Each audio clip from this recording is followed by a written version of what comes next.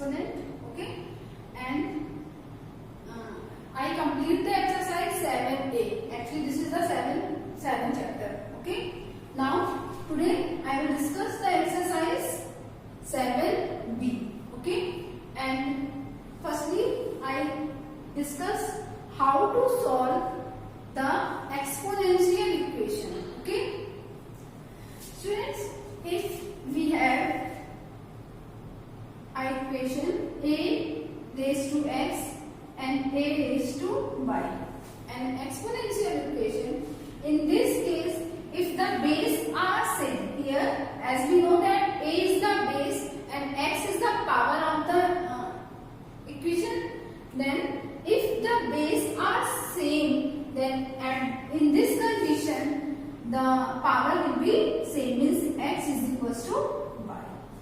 Okay, now let's see the questions of exercise 7b. Okay, the first question is, firstly find the value of x. Okay, question is 2 raised to 2x plus 1 is equals to 8. Now here this is 2x plus 1. As we know that 8 is the cube of 2. Okay, then now see here the base are same, 2 raised to 2x plus 1 and 2 raised to 3, means base are same. Then as we know that if the base are same, then power will be same. Then we write it here, we write 2x plus 1 is equals to 3. Then 2x is equals to 3 minus 1. Then 2x is equals to 2 and x is equals to 2 upon 2, means answer is 1. Okay, x is 1. Now see the next question. 49 raised to x plus 4 is equals to 7 square into 343 raised to x plus 1. Now we can write it 49 is 7 square of 7, then it become this x plus 4. Clear? Here this is 7 square and this is the cube of 7. Cube of 7. Okay? If you don't know, then find the LCM. You can solve it. 7, then 7 4 ja, then it is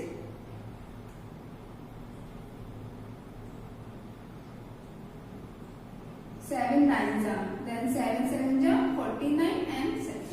See, this is the cube of 7, x plus 1. Okay, now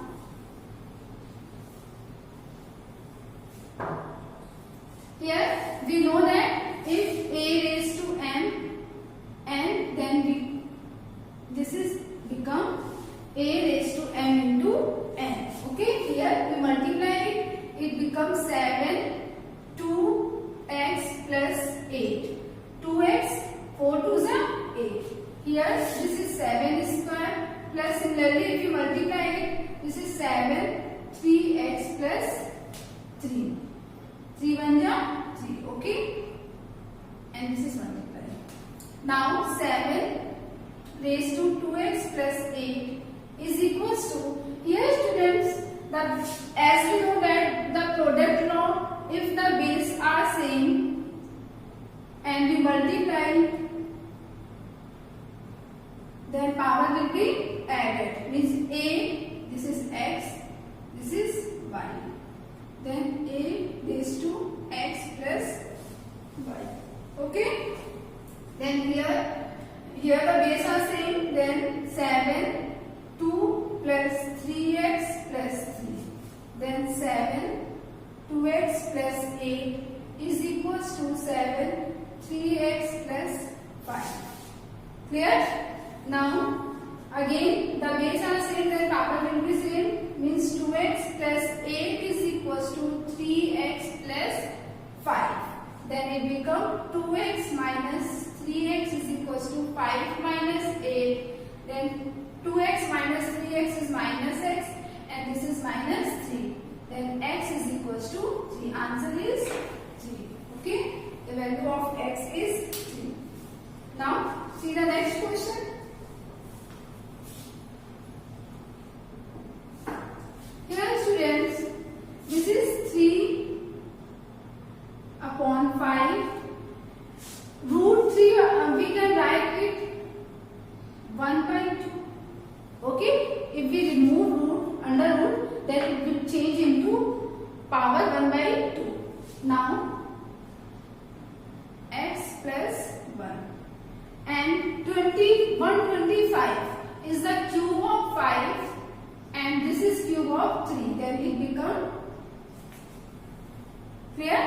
Now here 3 by 5, and when we multiply it become x plus 1 by 2 is equals to 5 by 3. Student, this is 3 by 5 and this is 5 by 3. If we is reciprocal, the power will change into minus, means it becomes 3 by 5 raised to minus 3. Okay. Now here the base are same, then x plus 1 by 2 is equals to minus 3. After cross multiplication, x plus 1 is equals to minus 6. Then x plus 1 is equals to minus 6 minus 1. X is equals to. Then x is equals to minus 7. This is the answer. Answer is x is equals to minus 7. The next question is, solve the value of x and y, and if under root 32 raised to x divisible by divisible, 2 raised to y plus 1 is equals to 1, and 8 raised to y minus 16 raised to 4 minus x by 2. Then students, here this is 32, we can write it, okay, and become x. 2 raised to y plus 1 is equals to 1. Now 32 means 2 raised to 5. 2 2s are 4, 4 2s are 8, 8 2s are 16, 16 2s are 32. Means this is 5, 1 by 2 and x divided by 2y plus 1 is equals to 1. Then it becomes 2 raised to 5 by 2 upon, and this is x. Then actually it becomes 5x by 2. Okay, when we multiply it, it becomes 5x by 2, and this is y plus 1 is equals to 1. Here the base are same. This is same. Now after cross multiplication we get 2 raised to 5x by 2, 2 raised to y plus 1. Students, here the base are same, then it becomes 5x by 2 and y plus 1. Again after cross multiplication we get 5x is equals to 2y plus 2, means we get here 5x minus 2y, 5x minus 2y is equals to 2. Let this equation number 1. Okay. Now solve this. This is 8 raised to y. Then we can write 8 cube of 3. Then it become 2 cube by minus 16. 16 means 2 raised to 4. Okay. This is 4 minus x by 2 is equals to 0. Here this become 3, 2 raised to 3y minus 2, 4 4 ja 16 minus, when we multiply 4 into x by 2, it become 2x is equals to 0. Okay. Now this is 2, 3y minus 2, 16 minus 2x. Here the base are same, means 3y is equals to 16 minus 2x. Okay. Then 3y is equals to plus 2y is equals to 16. Let this equation number 2. Now solve on solving equation 1 and 2. Equation number 1 and 2. We get, see the solution.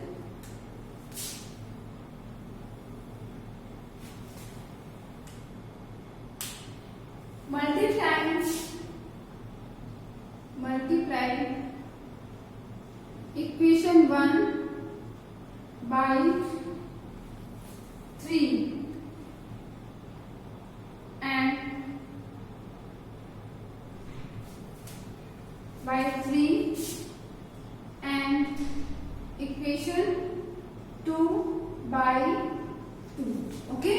here this is multiplied by 3 and this is multiplied by 2. When we multiply, then 5 3s are 15x minus 6y is equals to 6, and this is 4y, actually this is x, okay, then 4x plus 6y is equals to 32. Here on adding we get 15 plus 4, we get 19, x is equals to 32 plus x, we get 38. Then x is equals to 2. Okay, x is equals to 2. Put the value of x in equation number 1 or 2. If we put in equation number 1, we get 5 into 2 minus 2y is equals to 2. Then minus 2y is equals to 2 minus 10. Then minus 2y is equals to minus 8. Minus 2y is equals to minus 8. Then 2y is equals to 8. Then y is equals to 8 by 2 means y is equals to 4. This is your answer. The value of x is 2 and y is 4. Okay. Now see the solution of this question. Question number 5th. Okay.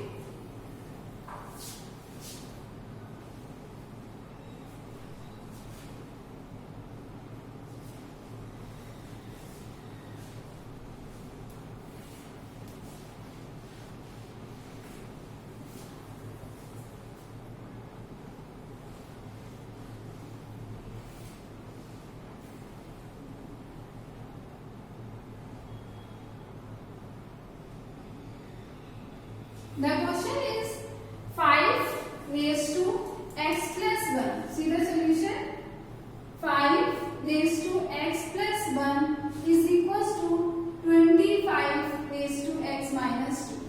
Students, we can write it 5 raised to 1 x plus 1 and this is 5 square. Then it become, okay, means 5. Here the base are same, then this x plus 1 is equals to 2x minus 2. Means x plus 1 is equals to 2x minus 4. Then it become x plus minus 2x is equals to minus 4 minus 1. Then this is minus x is equals to minus 5 and x is equals to 5. Now find the value of this. Put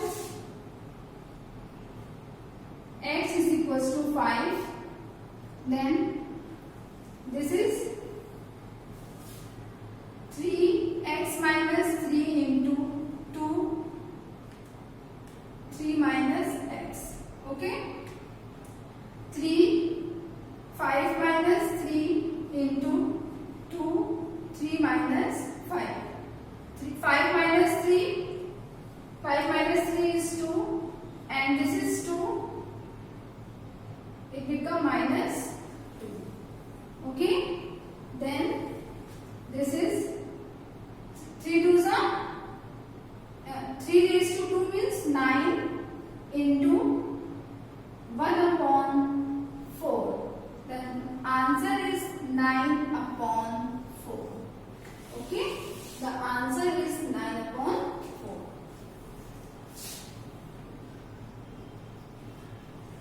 Now let's see the next question.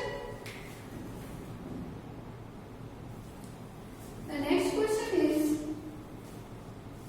81 raised to 3 by 4. So we can write 81 means 3 raised to 4.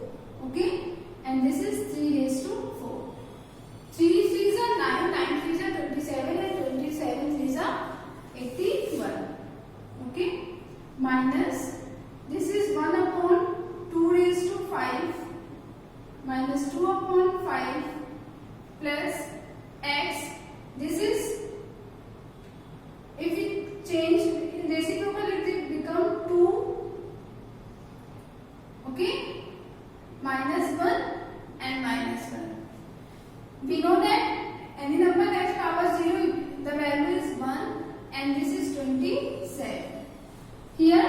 when we multiply it cancel out, it is cancelled out and this become 3 raised to 3 minus 1 2 raised to minus 5 into minus 2 upon 5 plus 2x. This is minus 1 into minus 1 is plus 1. Then this is 2x is equals to 27. Again this is 27 minus plus 2 raised to 2 plus 2x is equals to 27. Then it become 2x is equals to 2 raised to 2. Okay?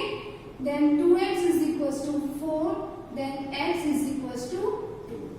X is equals to 2. Let's see this question. Here students, we can write it 9x into 9 square. Okay?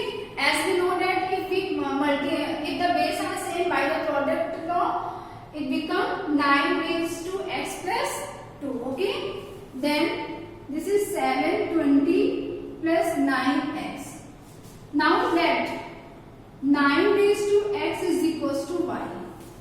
Is equals to y.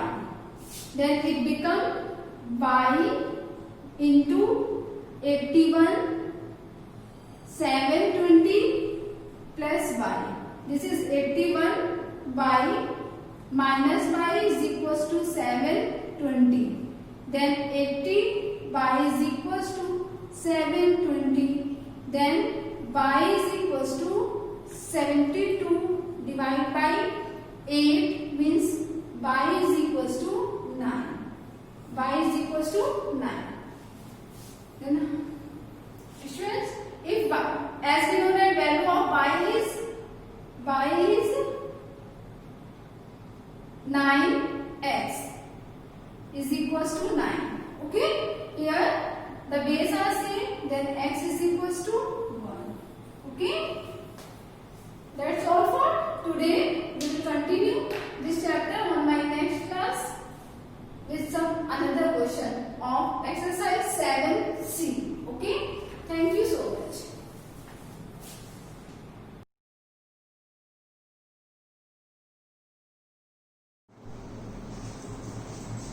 Hello students, welcome to online classes of Shivaji Group of Institution. Myself, Jyoti Mishra. Today's topic is Jainism and Buddhism. This chapter is related to history, class 9 ICSE book. In my previous video, I had already explained the causes of the rise of Jainism and Buddhism. And today's the topic is main teaching of Jainism. I had already taught you about the Mahavir Swami, the Vardhaman Mahavir Swami, Vardhaman Mahavir Swami, who was the founder of Jainism. He was the 24th Tirthankar, and the first Tirthankar was the Rishabhdev, and the 23rd Tirthankar was Pashavnath, and the Vardhaman Mahavir Swami was the 24th Tirthankar of Jainism. Okay? तो मैंने अपने previous video में आपको वर्धमान महावीर स्वामी उनकी life के बारे में explain किया था. आज हम आपको जैनिज्म की, जो कि उन्होंने फाउंड किया था, the Jainism was a religious movement. This is a religious reformation movement called Jainism. And आज मैं आपको उसकी मेन टीचिंग्स के बारे में एक्सप्लेन करूंगी. Let's start for the teachings of Jainism. The first teaching is ahimsa. The most important and the most important teaching of Jainism is ahimsa. Ahimsa means not injury to everyone. मतलब कि किसी को भी किसी भी तरह से कोई भी इंजरी नहीं करना. जैसे कि मैंने आपको बताया कि कितने ज़्यादा रिचुअलिज्म और सुपरस्टिशियस कायदे थे हिंदुज्म में, ब्राह्मण में, हिंदू रिलीजन में जो हिंदुज्म था उसमें बहुत सारे एनिमल सेक्रीफाइसेस, यजनास और बहुत सारे जो रिचुअलिज्म थे, उनसे जो कॉमन पीपल्स थे वो बहुत ज़्यादा हार्ड थे, बहुत ज़्यादा परेशान थे, उनको बहुत डिफिकल्ट भी था उनके लिए समझना। तो जैनिज्म जो था उसमें सबसे पहला जो उसकी टीचिंग थी वो थी अहिंसा। अहिंसा मतलब नॉट इंजरी, किसी को भी इंजर्ड नहीं करना है। तो सबसे पहली थी इनकी अहिंसा। तो इस तरह से हमने देखा the first teaching of Jainism is ahimsa. The second is no faith in yajnas, sacrifice and ritualism. बार बार मैं बता रही हूँ कि जो भी हिंदुज्म में, क्योंकि the Jainism were against the superiority of Brahmins. वो ब्राह्मण्स की जो उनकी ब्राह्मण्स ने अपने आप को जो सुपर नेचुरल बना रखा था, सुपर डुपर बने हुए थे कि हम एक सुपर पावर हैं और हम सबसे जो है वो हाई क्लास हैं और हमारी जो कास्ट है वो सबसे ज़्यादा हाई है। तो उस चीज़ के वो अगेंस्ट थे। उनके अकॉर्डिंग मैं उसकी थर्ड भी बताऊंगी, no faith in the caste system. यहाँ पर हम दोनों चीज़ों को एक साथ जो है वो ज्वाइन करके भी पढ़ सकते हैं कि वो कास्ट सिस्टम पर भी बिलीव नहीं करते थे। उनके अकॉर्डिंग जो caste, lower caste, high caste या जो कास्ट को लेकर जो डिस्क्रिमिनेशन उस समय सोसाइटी में फैला हुआ था, उसको लेकर जो जैनिज्म था, जैनिज्म के जो फॉलोवर्स थे वो बिल्कुल उसके अगेंस्ट थे। वो इस तरह का कास्ट सिस्टम और कास्ट सिस्टम पर बेस्ड डिस्क्रिमिनेशन को बिल्कुल भी फॉलो नहीं करते थे और बिल्कुल भी उनको नहीं मानते थे। और जो हिंदुज्म था उसमें कास्ट सिस्टम बहुत ज़्यादा था। हम लोग पढ़ते हैं कि कैसे हम लोगों ने हिस्ट्री में बहुत 6-7 में भी हिस्ट्री में पढ़ा कि किस तरीके से उन्होंने वर्णाश्रम था, वर्ण के अकॉर्डिंग उन्होंने सोसाइटी को डिवाइड करा हुआ था। लोअर और अपर कास्ट के अकॉर्डिंग उन्होंने सोसाइटी को डिवाइड किया था। किस तरीके से ब्राह्मण्स, क्षत्रियास, वैष्णवस और शूद्रास थे। तो ये सब क्या था, तो जो सबको वर्ग के अकॉर्डिंग, जैसे कौन क्या करता था, जैसे ब्राह्मण्स को यज के लिए और ये सब के लिए, सैक्रिफाइसेस के लिए, रिचुअल्स के लिए, पूजा पाठ के लिए उन्होंने ब्राह्मण्स को रखा था। जो क्षत्रियास थे उनको जो है वो वॉर्स के लिए थे, युद्ध करने के लिए, और जो है वो राजा बने थे क्योंकि क्षत्रियास जितने थे वो राजा होते थे। इसके साथ उन्होंने जो वैश्य थे उनको उन्होंने फॉर द ट्रेडर्स, उन्होंने ट्रेड के लिए जैसे जितने भी आर्टिशियंस और ये सब आते थे वो सब आपके वैश्यास होते थे। और शूद्र जो थे वो सिर्फ इन 3 जो अपर कास्ट के ये 3 लोग थे जो उनके सिर्फ वो लोग क्या करते थे, उनके लिए सर्विस करते थे, उनके लिए वर्क करते थे। तो वो शूद्रास थे जिनको हम लोगों ने लोअर कास्ट में डाल दिया था। तो जो भी हमारा जैनिज्म के फॉलोवर्स थे और जब जैनिज्म आया तो जैनिज्म ने सबसे पहले कास्ट सिस्टम को खत्म किया। उनके अकॉर्डिंग कोई भी लोअर या अपर कास्ट नहीं होनी चाहिए, पहली चीज थी। दूसरी चीज, उन्होंने जितने भी यजनास और सैक्रिफाइसेस होते थे हिंदूज में उन सब के वो बिल्कुल अगेंस्ट थे। क्यों? क्योंकि वो अब ये सैक्रिफाइसेस क्या होता था, एनिमल सैक्रिफाइसेस होता था, बड़े बड़े यज्ञ होते थे, उन यज्ञ के बाद में उन पर बलि दी जाती थी जानवरों की, उसके वो अगेंस्ट थे। क्योंकि वो क्या थे, अहिंसा चाहते थे। अहिंसा का मतलब नॉट इंजरी, किसी को भी कोई भी इंजरी नहीं देना चाहिए। अहिंसा का मतलब ये होता है, हिंसा मतलब होता है वायलेंट और अहिंसा मतलब होता है नॉन वायलेंट। तो अहिंसा और यजनास, सैक्रिफाइस, रिचुअलिज्म और कास्ट सिस्टम, ये तीनों को अगर हम एक में जोड़कर पढ़ते हैं तो ये था कि वो कास्ट सिस्टम के अगेंस्ट थे, वो हिंदुज्म के रिचुअलिज्म, एनिमल सैक्रिफाइसेस और यजनास के अगेंस्ट थे क्योंकि वो इस चीजों को नहीं मानते थे। इसलिए वो अगेंस्ट थे जो ब्राह्मण्स थे उनकी सुपीरियरिटी से। इसके साथ ही साथ नॉन इंजरी टू एवरीवन। ठीक है। And the next is attainment of salvation in the life after death and karma theory.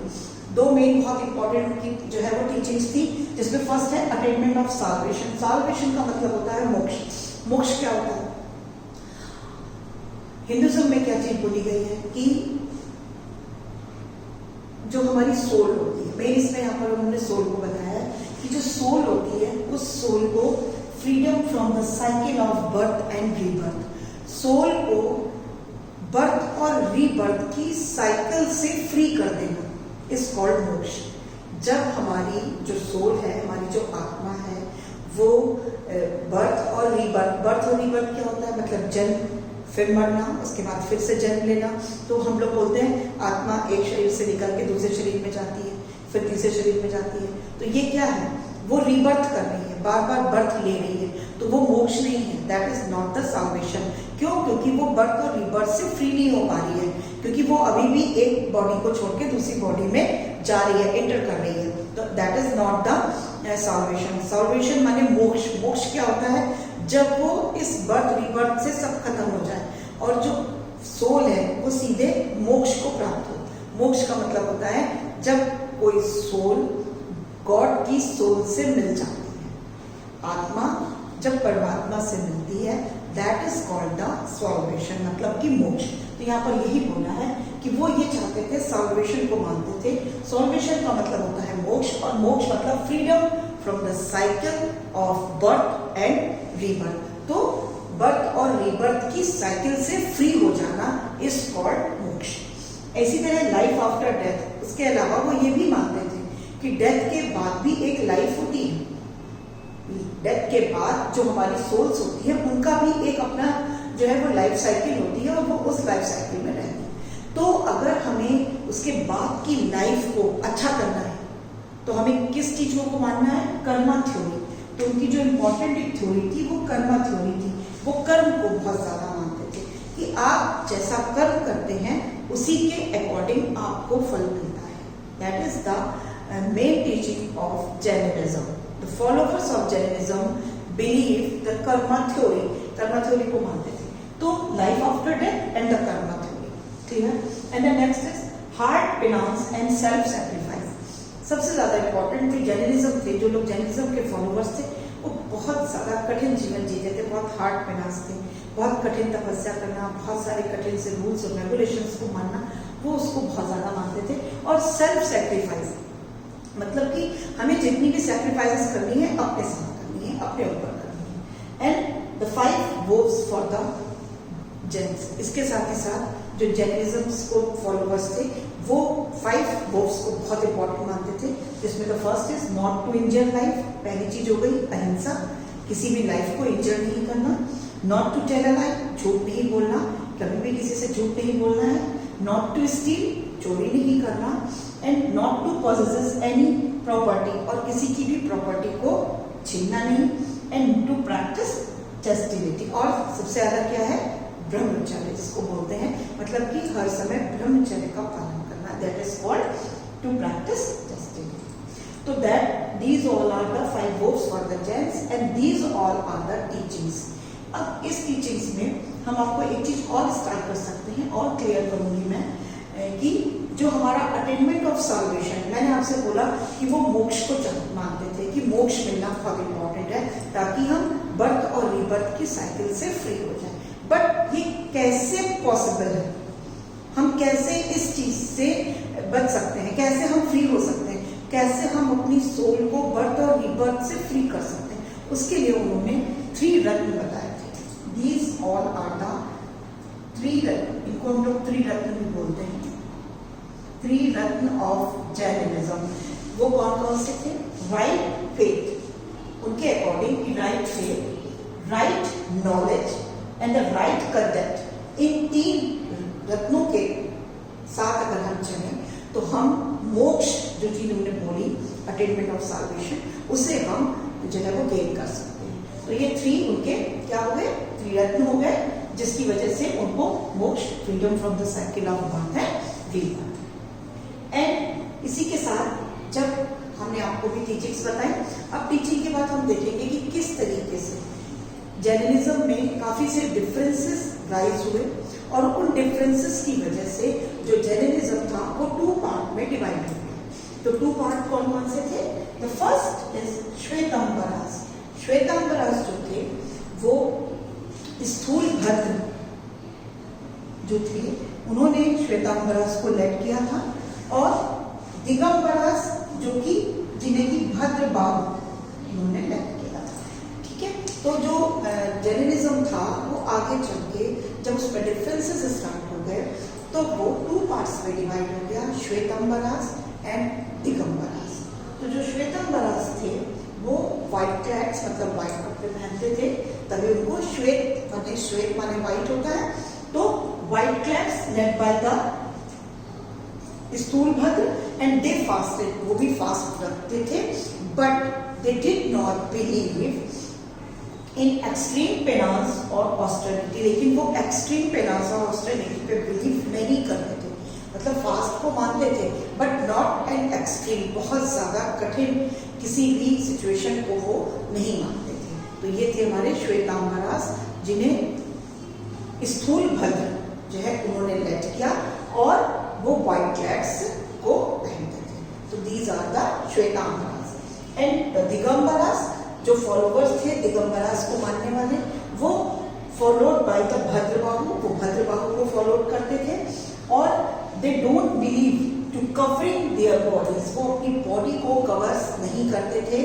And which signifies their detachment from the worldly bonds, वो इसलिए जो कि ये सिग्निफाइज करता था उनके अकॉर्डिंग हमारी स्काई ही हमारे क्लोथ है। वो ये मानते थे कि हमारी स्काई हमारे क्लोथ है, तो वो अपनी बॉडी को किसी भी क्लोथ से कवर नहीं करते थे, जो कि ये सिग्निफाइज करता था उनके डिटैचमेंट को।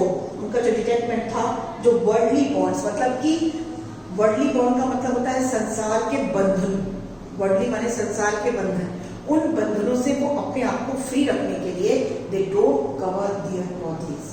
तो दीज ऑल वर दिगंबरास, उनको हम दिगंबरास बोलते थे। बहुत लॉन्ग फास्ट करते थे, उनकी जो वो बहुत पेनांस, बहुत ज्यादा ऑस्टेरिटी, बहुत ज्यादा फास्ट रखना, और एक लाइफ जो थी वो ऑस्टेरिटी की जो थी बहुत ज्यादा, वो उस लाइफ में जीते थे। वो श्वेतांबरास के बिल्कुल अगेंस्ट थे। श्वेतांबरास भी फास्ट रखते थे बट इनके फास्ट लॉन्ग होते थे अकॉर्डिंग, मतलब जो है वो रेदर देन जो है श्वेतांबरास। तो श्वेतांबरास को स्थूल भद्र फॉलो कर रहे थे और दिगंबरास को भद्रबाहु कर रहे थे। इस तरह से मैंने आपको बता दिया। अब जो भद्रबाहु थे वो दिगंबरास को, जो जैनिज्म जो था, जो दिगंबरास के जो भद्रबाहु थे वो जैनिज्म को कर्नाटक तक ले गए थे, और जो स्थूल भद्र थे उन्होंने उसको मगध में ही, पूरे में मगध में फैला हुआ था। मगध से स्टार्ट हुआ था और मगध तक ही श्वेतांबरास जो थे वो मगध तक ही सीमित रह गए थे, और जो दिगंबरास थे, जो ये भद्रबाहु था, वो जो जैनिज्म था उसको पूरी इंडिया में फैलाने के लिए उसको कर्नाटक तक भी उसने स्प्रेड किया था।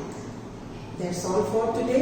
आज हमने आपको जैनिज्म की टीचिंग्स और उसके बाद द सेक्ट्स ऑफ जैनिज्म बताया कि किस तरीके से 2 पार्ट में डिवाइड हुआ। तो जो जैनिज्म होते थे, हमने आपको भी कई जगह ये चीज बोली, हार्ड पेनांस। हार्ड पेनांस का मतलब होता है कि बहुत कठिन तरीके से अपनी लाइफ को स्पेंड करना। उसमें क्या क्या चीजें आती थी? दे वॉक बेयर फुटेड, मतलब वो बिना कुछ पैरों में पहने हुए, बेयर फुटेड माने नंगे पैर चलते थे, वॉक करते थे। क्यों? क्योंकि वो अहिंसा को मानते थे।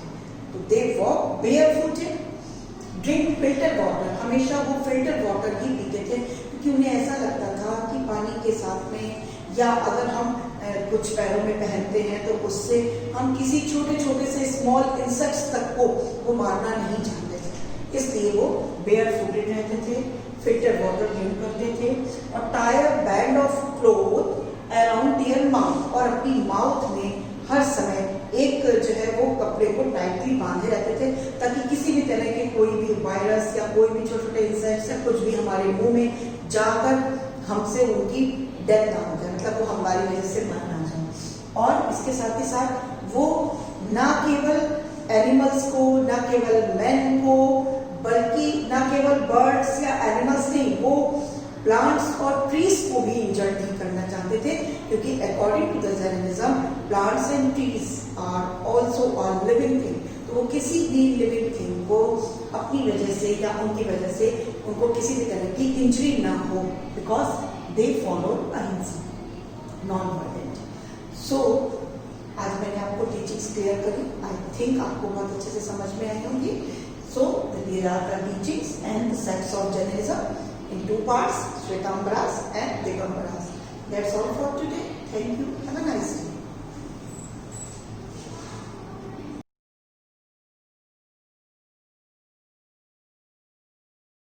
Hello student, good morning. कक्षा 9th ICSE बोर्ड, विषय हिंदी। बच्चों, अपने पूर्व के वीडियो में मैंने आपको एकार्थक प्रतीत होने वाले शब्द इसके अंतर्गत बच्चों मैंने इसकी परिभाषा एवं कुछ शब्द और उसके अर्थ मैंने लिखवाए थे। आज इसी टॉपिक को मैं इस वीडियो में भी डिस्कस करूंगी। तो आप सभी बच्चे अपनी CW की कॉपी को निकालकर मेरे साथ जो एकार्थक शब्द मैं बताने जा रही हूँ उनको लिखेंगे और समझेंगे। बच्चों, एकार्थक शब्द में दिया हुआ है अगला शब्द उत्साह और दूसरा शब्द दिया हुआ है साहस। बच्चों, इन दोनों शब्दों में अंतर होता है। उत्साह शब्द का अर्थ होता है प्रसन्नता से युक्त जोश। उत्साह शब्द का क्या अर्थ होता है बच्चों? प्रसन्नता से युक्त जोश। जबकि साहस शब्द जो है, साहस शब्द का अर्थ होता है वीरतापूर्ण हिम्मत। इसके बाद बच्चों अगला शब्द मैंने लिखा है दुर्बल और निर्बल। इन शब्दों में भी अंतर होता है, लगते तो एक से हैं पर इनके अर्थ क्या होते हैं, अलग अलग होते हैं। दुर्बल का अर्थ होता है शारीरिक रूप से कमजोर। जो शारीरिक रूप से कमजोर होता है उसको बोलते हैं दुर्बल। और निर्बल किसे बोलते हैं? मानसिक रूप से कमजोर। जो मानसिक रूप से कमजोर होता है बच्चों उसको बोला जाता है निर्बल। इसके बाद बच्चों अगला शब्द मैंने लिखा है शब्द समूह अगम दुर्गम। अगम दुर्गम। अगम का अर्थ होता है जहां पहुंचना संभव ना हो, और दुर्गम का अर्थ होता है जहां पहुंचना कठिन हो। देखिए शब्दों का जादू है, शब्दों का अर्थ जो है वो बदल रहा है। अगम माने जहां पहुंचना संभव ना हो, और दुर्गम का मतलब होता है जहां पहुंचना कठिन हो। इसके बाद बच्चों अगला शब्द दिया है भ्रमण पर्यटन। भ्रमण का मतलब होता है घूमना। भ्रमण का अर्थ क्या होता है बच्चों? घूमना। और पर्यटन का अर्थ होता है किसी विशेष उद्देश्य के लिए घूमना। किसी विशेष उद्देश्य को लेकर यदि हम घूमने जाते हैं तो वो पर्यटन है, और ऐसे ही घूमने जाते हैं तो उसे क्या बोलते हैं बच्चों? भ्रमण बोलते हैं, भ्रमण। इसके बाद बच्चों अगला शब्द दिया हुआ है परीक्षक निरीक्षक। परीक्षक का अर्थ होता है परीक्षा लेने वाला। परीक्षक का क्या अर्थ होता है बच्चों? परीक्षा लेने वाला। निरीक्षक का अर्थ होता है देखभाल करने वाला या निरीक्षण करने वाला। निरीक्षक का क्या अर्थ होता है बच्चों? निरीक्षक का अर्थ होता है, यहाँ का बनेगा, निरीक्षक का अर्थ होता है देखभाल करने वाला। बच्चों आया ये समझ में आपको? निरीक्षक का क्या अर्थ होता है? परीक्षक का अर्थ होता है बच्चों परीक्षा लेने वाला, और निरीक्षक का अर्थ होता है देखभाल करने वाला या निरीक्षण करने वाला। इसके बाद बच्चों शब्द लिखा हुआ है वध, और अगला शब्द इसके नीचे लिखा है हत्या। प्रायः हम वध और हत्या को एक मान लेते हैं, पर शब्दों में अंतर होता है। वध किसे बोलते हैं? शत्रु या अत्याचारी के प्राण लेना कहलाता है वध, और हत्या किसी निर्दोष के प्राण लेना कहलाता है हत्या। दोनों में अंतर समझ में आया बच्चों? वध किसे कहते हैं? शत्रु या अत्याचारी के प्राण लेना कहलाता है वध, और हत्या किसे कहते हैं? किसी निर्दोष के प्राण लेना कहलाता है हत्या। इसके बाद बच्चों अगले शब्द पर आते हैं। अगला शब्द लगते एक से हैं पुराना प्राचीन।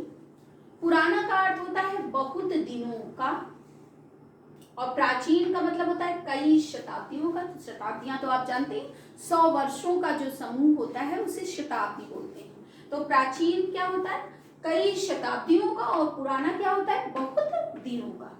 अगला शब्द समूह है बच्चों गहरा घना। गहरा किसे बोलते हैं? जिसका विस्तार नीचे की ओर बहुत अधिक हो। जिसका विस्तार क्या हो? नीचे की ओर बहुत अधिक हो उसे गहरा कहा जाता है। और घना जिसके अवयव या अंश पास पास सटे हो उसे बोला जाता है घना। जिसके अवयव या अंश आस पास सटे हों उसे क्या बोलते हैं? घना। फिर बच्चों अगले शब्द लिखे हुए हैं कठिन और कठोर। प्रायः कठिन और कठोर का हम एक अर्थ लेते हैं, पर उनमें अंतर होता है। कठोर का मतलब होता है, कठिन का अर्थ होता है मुश्किल। कठिन का क्या अर्थ होता है बच्चों? मुश्किल। और कठोर का अर्थ होता है कड़ा या सख्त। इसके बाद बच्चों लिखा हुआ है अगला शब्द प्रचार प्रसार। प्रचार का अर्थ क्या होता है? कोई मत या बात, कोई मत या बात या विचार सबके सामने रखना क्या कहलाता है? प्रचार करना। किसी मत या बात या विचार को सबके सामने रखना कहलाता है प्रचार। और प्रसार का मतलब होता है फैलाव। प्रसार का अर्थ क्या होता है? फैलाव। अगला शब्द क्या दिया हुआ है बच्चों? समय, युग। समय, समय का अर्थ होता है साधारण अर्थ में प्रयुक्त। साधारण अर्थ में प्रयुक्त उसे समय कहते हैं। और युग किसे कहते हैं? समय की एक विशेष अवधि। समय की एक विशेष अवधि जो होती वो क्या कहलाती? युग। और साधारण अर्थ में जो है समय को क्या बोलते हैं? समय ही बोलते हैं। और युग किसे बोलते हैं? समय की एक विशेष अवधि। बच्चों आगे जो शब्द आप लिखेंगे वो है स्वागत, अभिनंदन। स्वागत, किसी को शिष्टाचार व सम्मान देना कहलाता है स्वागत। और अभिनंदन किसे कहते हैं? किसी को सम्मानित करने के उद्देश्य से समारोह आयोजित करना क्या कहलाता है? अभिनंदन। दोनों में अंतर है बच्चों। कौन कौन से शब्द लिखे हैं? स्वागत, अभिनंदन। स्वागत का क्या अर्थ होता है? स्वागत किसे कहते हैं? किसी को शिष्टाचार वश सम्मान देना। और अभिनंदन क्या होता है बच्चों? किसी को सम्मानित करने के उद्देश्य से समारोह आयोजित करना कहलाता है अभिनंदन। इसके बाद बच्चों शब्द दिया है छाया और परछाई। परछाई, परछाई। छाया का अर्थ होता है वृक्ष की छाया। छाया का मतलब क्या लेते हैं बच्चों? वृक्ष की छाया। परछाई क्या होती? परछाई क्या होती? मनुष्य की परछाई। मनुष्य की परछाई को क्या बोलते हैं? मनुष्य की जो छाया मनुष्य की होती है उसे क्या बोलते हैं? परछाई। और जो छाया वृक्ष की होती है उसे क्या बोलते हैं? छाया। इसके बाद बच्चों अगला शब्द दिया हुआ है मृत्यु, निधन। दोनों में अंतर होता है। मृत्यु किसे कहते हैं? मृत्यु, निधन। मृत्यु, मृत्यु आम आदमी की मौत। किसकी मौत? आम आदमी की मौत जो है वो क्या कहलाती है बच्चों? मृत्यु। और निधन किसे कहते हैं? श्रेष्ठ या आदरणीय व्यक्ति की मौत। किसी श्रेष्ठ या आदरणीय व्यक्ति की जो मृत्यु होती है उसे क्या कहते हैं? निधन। और मृत्यु में क्या अंतर होता है? जो आम आदमी का निधन होता है या आम आदमी की मौत होती है उसे क्या बोलते हैं बच्चों? मृत्यु बोलते हैं। अगला शब्द दिया है शोक और खेद। दोनों में अंतर होता है। शोक क्या होता है? किसी प्रिय व्यक्ति की मृत्यु पर दुख, वो क्या कहलाता है? शोक। किसी प्रिय व्यक्ति की मृत्यु पर दुख जो है वो शोक है। और खेद क्या होता है? पश्चाताप की भावना सहित दुख। पश्चाताप की भावना सहित जो दुख होता है उसे खेद बोलते हैं। अगला शब्द बच्चों दिया है निर्णय और न्याय। निर्णय का सामान्य अर्थ क्या लेते हैं? फैसला। फैसला न्याय में भी हो सकता है और अन्याय पर भी आधारित हो सकता है। न्याय क्या होता है? न्याय का अर्थ है उचित। न्याय का अर्थ है उचित व्यवहार या ठीक इंसाफ। दोनों में अंतर है बच्चों। निर्णय, न्याय। निर्णय क्या होता है? फैसला, चाहे उसमें न्याय हो अथवा अन्याय हो। और न्याय क्या होता है? न्याय का अर्थ है उचित व्यवहार या ठीक इंसाफ। इसके बाद बच्चों शब्द दिया हुआ है प्रेम, स्नेह। दोनों में अंतर होता है। प्रेम क्या होता है? प्रेमी प्रेमिका या पति पत्नी के बीच का जो प्यार होता है उसे प्रेम कहा जाता है। क्या? प्रेमी प्रेमिका या पति पत्नी के बीच का जो प्यार होता है उसे प्रेम कहते हैं। स्नेह क्या होता है? अपने से छोटों के प्रति प्यार को स्नेह कहा जाता है। अपने से छोटों के प्रति जो प्यार होता है उसे क्या कहते हैं बच्चों? स्नेह कहते हैं। अगला शब्द क्या दिया हुआ है? लज्जा और ग्लानि। दोनों में अंतर होता है। लज्जा किसे कहते हैं? स्वभाव से ही किसी वस्तु के सम्मुख लजाना लज्जा है। जो हम लज्जित होते हैं स्वभाव से वो क्या कहलाती है? लज्जा। क्या दिया हुआ है लज्जा का अर्थ? स्वभाव से ही किसी वस्तु के सम्मुख या व्यक्ति के सम्मुख लजाना क्या है? लज्जा है। ग्लानि क्या होती है? किसी दोष या अपराध के कारण मन में बुरी तरह लज्जित होना ग्लानि है। मन में जब हम दूसरों के सामने लज्जित होते हैं वो लज्जा, और जब हम मन में लज्जित होते हैं तो वो क्या होती है बच्चों? ग्लानि होती है। तो दोनों में अंतर है। लज्जा क्या है? स्वभाव से ही किसी व्यक्ति के सम्मुख, व्यक्ति या वस्तु के सम्मुख लजाना लज्जा है। ग्लानि क्या है? किसी दोष या अपराध के कारण मन में बुरी तरह लज्जित होना ग्लानि है। इसके बाद बच्चों शब्द दिया है स्नेह या वात्सल्य। तो स्नेह का अर्थ यहाँ हमने लिखा छोटों के प्रति प्रेम भाव। क्या लिखेंगे? छोटों के प्रति प्रेम भाव क्या है? स्नेह है। शिशु के प्रति प्रेम भाव वात्सल्य है। दोनों में अंतर है बच्चों, स्नेह और वात्सल्य। कौन कौन शब्द दिए? स्नेह और वात्सल्य। स्नेह होता है छोटों के प्रति प्रेम भाव स्नेह, और वात्सल्य शिशु के प्रति प्रेम भाव वात्सल्य कहलाता है। फिर बच्चों अगला शब्द दिया हुआ है संदेह और भ्रम। दोनों में अंतर होता है। संदेह का मतलब होता है शक या अनिश्चय की स्थिति, निश्चय ना हो, और भ्रम का मतलब होता है मिथ्या प्रतीति या ज्ञान। मिथ्या माने होता है झूठ, झूठ की प्रतीति या ज्ञान। एक बार पुनः आप इस चीज को समझिए और अच्छे से इसको लिखेंगे। तो पहला जो अगला शब्द मैंने लिखा है 22 नंबर पे, स्वागत अभिनंदन। स्वागत क्या होता है? किसी को शिष्टाचार व सम्मान देना कहलाता है स्वागत। अभिनंदन क्या होता है? किसी को सम्मानित करने के उद्देश्य से समारोह आयोजित करना कहलाता है अभिनंदन। ठीक बच्चों। इसके बाद बच्चों अगले शब्द दिए हुए हैं छाया, परछाई। छाया वृक्ष की छाया, और परछाई क्या होती है? मनुष्य की छाया जो है वो परछाई, मनुष्य की परछाई होती है। अगला शब्द है मृत्यु और निधन। तो मृत्यु आम आदमी की जो मौत होती है वो क्या है? मृत्यु। और निधन श्रेष्ठ या आदरणीय व्यक्ति की मौत, निधन। दोनों में अंतर है बच्चों, मृत्यु और निधन। आम आदमी की मौत मृत्यु, श्रेष्ठ या आदरणीय व्यक्ति की मौत निधन कहलाती है। अगला शब्द बच्चों दिए हैं शोक, खेद। शोक किसी प्रिय व्यक्ति की मृत्यु पर दुख, किसी प्रिय व्यक्ति की मृत्यु पर जो दुख होता है वो शोक है। और पश्चाताप की भावना सहित जो दुख होता है उसे क्या कहते हैं? खेद कहते हैं। फिर शब्द यहाँ लिखा हुआ है बच्चों निर्णय, न्याय। निर्णय मतलब फैसला, चाहे उसमें न्याय हो या उसमें अन्याय हो। न्याय क्या होता है? न्याय का अर्थ है उचित व्यवहार या ठीक इंसाफ। इसके बाद बच्चों अगले शब्द दिए हैं प्रेम, स्नेह। प्रेमी प्रेमिका या पति पत्नी के बीच जो प्यार होता है वो प्रेम कहलाता है। अपने से छोटों के प्रति जो प्यार होता है वो स्नेह कहलाता है। आया बच्चों समझ? फिर अगले शब्द दिए हैं लज्जा, ग्लान। लज्जा मतलब स्वभाव से ही किसी व्यक्ति या वस्तु के सम्मुख या सामने लजाना क्या है? लज्जा है। और ग्लानि किसे कहते हैं?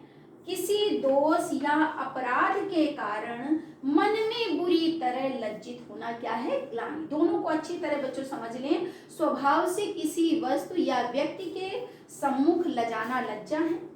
किसी दोष या अपराध के कारण मन में बुरी तरह लज्जित होना क्या है? ग्लानि है। फिर बच्चों शब्द दिया है स्नेह, वात्सल्य। स्नेह और वात्सल्य में भी अंतर होता है। छोटों के प्रति जो प्रेम भाव हो, जैसे हम अपने भाई बहनों के प्रति रखते हैं तो वो क्या है? स्नेह है। और वात्सल्य क्या है? शिशु के प्रति प्रेम भाव। शिशुओं के प्रति जो प्रेम भाव होता है उसे बच्चों क्या बोलते हैं? वात्सल्य बोलते हैं। फिर शब्द दिया है, अंतिम शब्द समूह लिखा हुआ है संदेह, भ्रम। संदेह मतलब शक या अनिश्चय की स्थिति भी आप लिख सकते हो। और भ्रम क्या होता है? मिथ्या प्रतीत या ज्ञान। बच्चों एकार्थक प्रतीत होने वाले शब्द, ये टॉपिक यहीं से मैं क्या करती हूँ? समाप्त करती हूँ। और मुझे आशा है कि जितना भी मैंने आपको बोर्ड में लिखकर समझाया है, बताया है, आपने भली भांति अपनी CW की कॉपी पर उसे नोट कर लिया होगा। बच्चों आज के लिए इतना ही पर्याप्त है। Have a nice day.